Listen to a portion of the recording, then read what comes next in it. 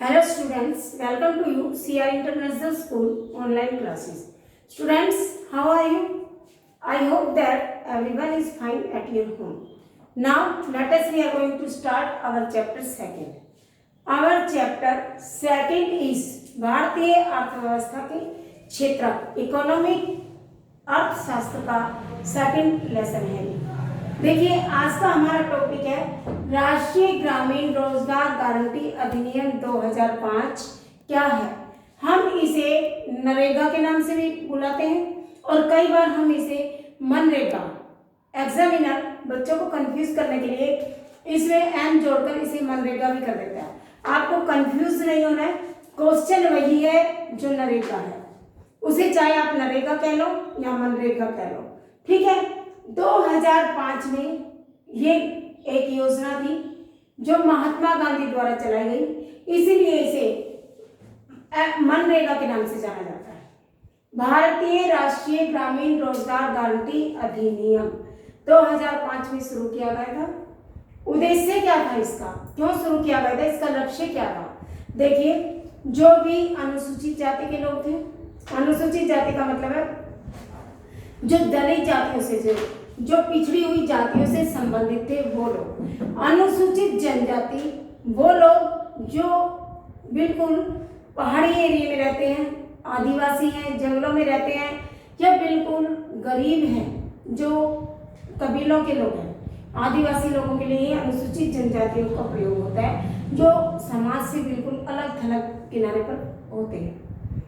और गरीब महिलाओं का भी वर्णन इसमें आया है और आर्थिक रूप से पिछड़े हुए लोग भी हैं इसमें, जिसे हम 2005 की इस योजना के अनुसार लाभान्वित करने का प्रयास कर रहे हैं। इस योजना के अनुसार अनुसूचित जाति, अनुसूचित जनजाति, गरीब महिलाओं और जो गरीब लोग हैं जिनके पास पैसा नहीं है, पैसे की तंगी के कारण जो कठिन जीवन जी रहे हैं, उनको लाभ पहुंचाना था। किस तरीके से, ये देखिए, काम करने में जो भी लोग सक्षम हैं, यानी जिनको काम की नॉलेज है, पारिश्रमिक श्रम कर सकते हैं, जिनके हाथ पैर सही सलामत हैं, जो काम करना चाहते हैं, वो सक्षम लोग, उन्हें 100 दिन का रोजगार दिया जाएगा इस योजना के तहत। कैसे दिया जाएगा उसका तरीका देखिए, ग्राम पंचायतों के थ्रू ये रोजगार योजना पूरी की जाती है। गांव में सबसे पहले जो ग्राम पंचायतें होती हैं उनकी ड्यूटी है कि वो घर घर जाकर सही जो प्रमाण है उनकी तथ्यों की जांच करें। सही प्रमाण का मतलब है कितनी उनकी एजुकेशन है, किस तरह के काम को करने में सक्षम है, कौन कौन सी क्लास में वो उत्तीर्ण हो चुके हैं और किस तरह से वो इस काम को कर सकते हैं, कि उनके पास किस काम को करने की कुशलता है, कौशलता है। ग्राम पंचायतें सबसे पहले घर घर जाकर प्रमाण इकट्ठे करते हैं, फिर उन घरों को पंजीकृत कर लेती हैं। पंजीकृत का मतलब है उन घरों को नजर में रख लेती हैं, एक मार्क कर लेती हैं कि हाँ जी इन जगहों पर हम जा चुके हैं निरीक्षण के लिए। उसके बाद ग्राम पंचायतें रोजगार कार्ड जारी करती हैं उन्हीं घरों को जिनकी वो जांच कर चुकी हैं। रोजगार कार्ड से मतलब है उनको एक आइडेंटिटी प्रूफ दे दिया जाता है कि आप काम करने के लिए तैयार रहें। 15 दिन के अंदर उन्हें रोजगार दिलाने की कोशिश की जाती है। फिर भी कभी स्थिति ऐसी बन जाए कि सरकार 15 दिनों तक जो काम पाने का अधिकारी है उसे रोजगार ना दिला पाए तो उसे बदले में रोजगारी भत्ता देना पड़ता है। क्या देना पड़ता है? रोजगार भत्ता। या तो उसे 100 दिन का रोजगार दिलाए 15 दिन के अंदर। अगर 15 दिन के अंदर काम नहीं दिला पाती है सरकार, असफल हो जाती है, तो वो उस काम के लिए हर्जाना भुगते कि उसको रोजगार भत्ता उपलब्ध कराए, और वो भी 15 दिन के अंदर। तो इस तरह से ये राष्ट्रीय ग्रामीण रोजगार गारंटी अधिनियम 2005 में है। ये मोस्ट इम्पोर्टेंट क्वेश्चन है और हर साल आता है। 1 नंबर में आता है, नहीं तो 3 में, नहीं 5 मार्क्स में। आप इस क्वेश्चन को बिल्कुल रट लें, कहीं ना कहीं ये किसी न किसी कोड में आपको जरूर मिलेगा। ठीक है, जो चीज मैं आपको साथ साथ बताती जाती हूँ उसको टाइम लगाकर थोड़ा सा मेहनत करके साथ में ही याद करेंगे। अब अगला टॉपिक है हमारा कि पर्यटन तथा सूचना एवं प्रौद्योगिकी जो केंद्र है, तकनीकी जो अनुसंधान है, उनमें रोजगार के अवसर कैसे प्राप्त किए जा सकते हैं। देखिए, पर्यटन का मतलब ऐसे साधनों से, ऐसे क्षेत्रों से जो हमें मनोरंजन प्रदान करते हैं, जहाँ पर लोग घूमने फिरने जाते हैं, अपने मन बहलाव के साधन जुटाते हैं, अपने थोड़ा सा काम के बोझ से हटकर वो एक शांति की तलाश में, थोड़ा सा मनोरंजन की तलाश में, रिलैक्स की तलाश में जब वो एंजॉय करने के लिए जाते हैं तो वो पर्यटन सेवा केंद्र कहलाते हैं। सूचना, जहाँ पर हम फोन कम्युनिकेशन के साथ जुड़ जाते हैं, संचार के साधनों के साथ जुड़ जाते हैं। और प्रौद्योगिकी केंद्र वो जो तकनीकी, आजकल जो मॉडर्निटी का टाइम है, जैसे आपकी जितने भी ये नए यंत्र तंत्र बन रहे हैं, ये सब तकनीकी क्षेत्रों से हैं। तो उसमें रोजगार के अवसर कैसे प्राप्त किए जा सकते हैं। पर्यटकों को आकर्षण कर देकर कि जो चीजें हैं, जैसे अच्छी स्विमिंग पूल है, अच्छी कहीं पर आपकी जैसे झीलें हैं, कहीं मनोरंजक पार्क है, उसमें अच्छे झूले लगवाकर बैठने की सुव्यवस्था करके, झीलों में पानी साफ सुथरा हो, बोटिंग की व्यवस्था हो, और कहीं पर प्राकृतिक सौंदर्य हो, पहाड़ के नज़दीक ऐसे स्थल हो, या कोई हमारे ऐतिहासिक समारोह स्थल हो, स्मारक स्थल हो, जहाँ पर लोग जाकर ज्ञान के साथ साथ एक आकर्षण को भी प्राप्त करें। तो ऐसे जो क्षेत्र हैं, पर्यटन क्षेत्र है, उनमें बढ़ावा दिया जाए, उनको सुधारा जाए। होटल है, अच्छी व्यवस्था हो, लोगों को मूलभूत सुविधाएं प्राप्त हो, पानी साफ सुथरा हो, वहाँ रहने की व्यवस्था अच्छी हो, खाना सस्ता हो, रेल यात्राएं सस्ती हो, तो लोग इस तरफ आकर्षित होंगे। उसके बाद चिकित्सा सेवाओं को बढ़ाकर, हमारा जो भारत है, यहाँ पर जो हमारी चिकित्सा सेवा है बाकी देशों के बजाय यहाँ पर सस्ती है। आप देखिए, विदेशों से लोग यहाँ पर इलाज के लिए आते हैं। खुद मैंने देखा है, जो बड़े हॉस्पिटल्स हैं वहाँ पर सऊदी अरब से, मतलब बाहर के जो लोग हैं वो इलाज के लिए यहाँ आते हैं, क्योंकि वहाँ पर उसी इलाज का पैसा उन्हें काफ़ी मात्रा में देना पड़ता है, यहाँ सस्ते में इलाज हो जाता है। तो उसी चिकित्सा सेवाओं को और प्रोत्साहित करें और उनका बढ़ोतरी करें, ताकि रोजगार के साधन अर्जित हो सके। उसके बाद व्यावसायिक शिक्षा, व्यवसाय का मतलब है व्यापार की शिक्षा, जिससे मुनाफा हो, जिससे लोगों को लाभ हो, इस तरह की कि शिक्षा भी हो, साथ में उसे कमाने का भी पता लगे कि हाँ इससे आय अर्जित हो सकती है, उसे व्यवसाय करने के तरीकों का ज्ञान है। व्यावसायिक शिक्षा से वो एक तरह से रोजगार पाने में समर्थ हो सकता है।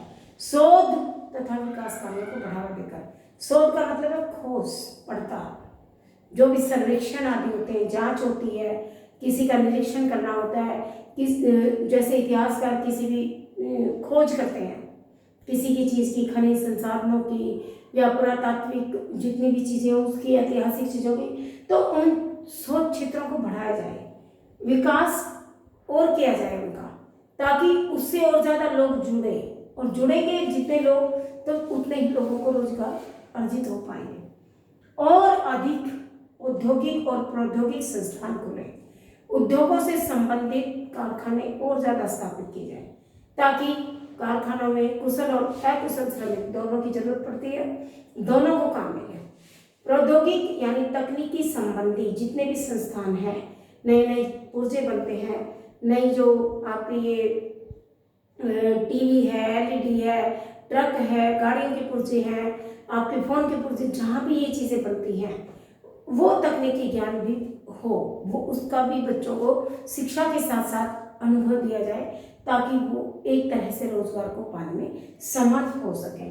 उसके बाद क्या हम कह सकते हैं कि ऐसा करके हम रोजगार पा सकते हैं? कोई क्षेत्र ऐसा है जहां रोजगार के साधन उपलब्ध हो सकते हैं? तो हाँ, पर्यटन क्षेत्र एक ऐसा क्षेत्र है जहां पर रोजगार के कम से कम भी 10-12 लाख साधन उपलब्ध हो सकते हैं। 10-12 लाख लोगों को वहां पर काम मिल सकता है।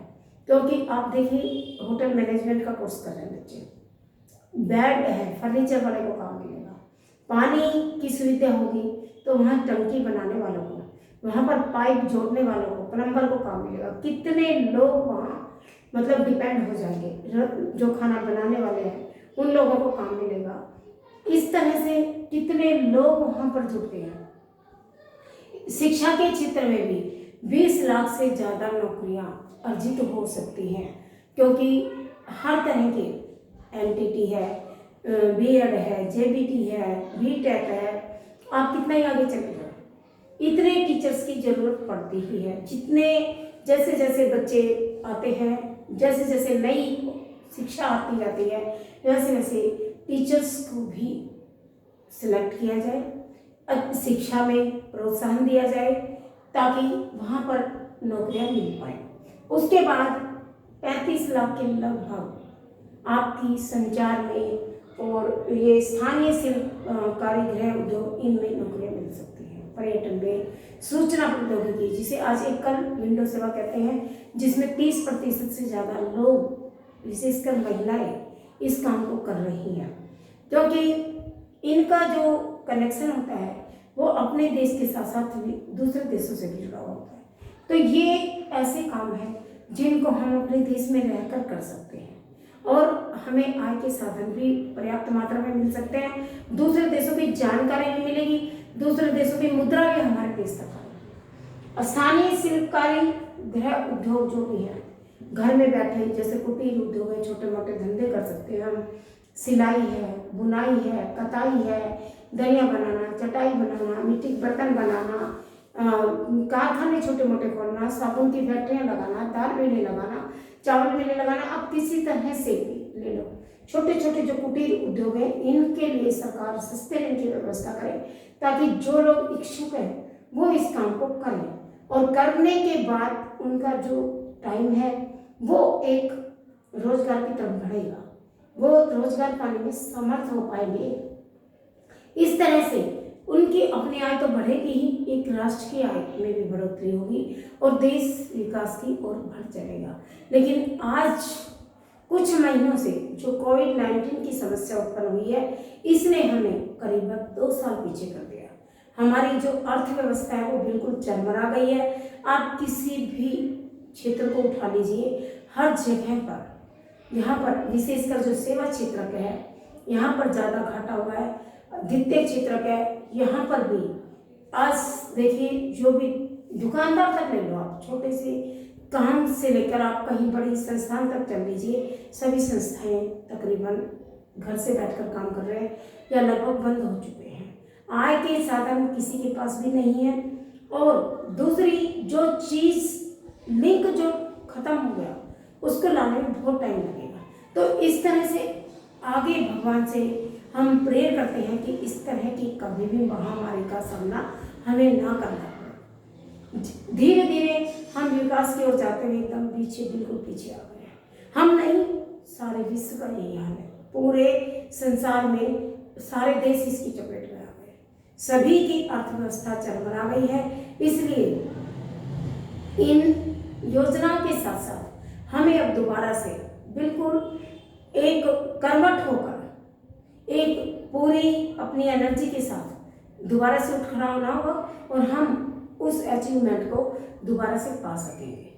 ठीक है ना? ऐसी महामारी कभी नहीं आनी चाहिए। इस तरह की स्थितियाँ आती हैं तो देश आगे बढ़ता हुआ एकदम पीछे हो जाता है। रोजगार के साधन उपलब्ध हो सकते हैं अगर हम हिम्मत से और मेहनत से काम करें। हर क्षेत्र में हम आगे बढ़ सकते हैं, बस अपने अंदर जोश, हौसला, एनर्जी और ज्ञान भरने की जरूरत है। ठीक है, आज आपका ये चैप्टर 2 कंप्लीट हो गया। इसके बाद आप कल हम 3rd चैप्टर को शुरू करेंगे। आपका शायद हिंदी का टेस्ट है मंडे को, ठीक है, उसकी तैयारी कीजिए। Thank you very much.